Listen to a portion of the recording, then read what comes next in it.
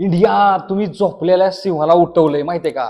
Steve Smith माघारी आलाय. म्हणजे 2 वर्ष भावाला शतक रनच निघत नव्हत्या. आता त्यानं परत शतक मारून परत माघारी आला तो. स्टीव्ह स्मिथ सारखा प्लेअर माघारी आल्यावर काय बाकीच्यांची अवस्था होती. भावाचं 60+ ॲव्हरेज आहे टेस्टमध्ये.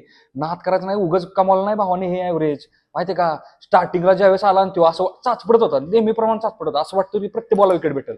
पण स्टीव्ह स्मिथनं त्याची कन्सिस्टन्सी, त्यानं प्रॉपर फोकस ठेवला आणि जबरदस्त बॅटिंग केली. 100 रन मारले ते.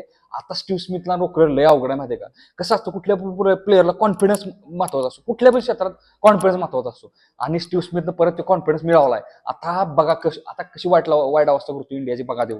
स्टीव्ह स्मिथला तुम्ही साधा सुद्धा बॅट्समन समजून नका, लय गाजवलेला माणूस आहे. टेस्ट क्रिकेटमधला सगळ्यात बेस्ट बॅट्समन कोण असेल तर स्टीव्ह स्मिथ होता.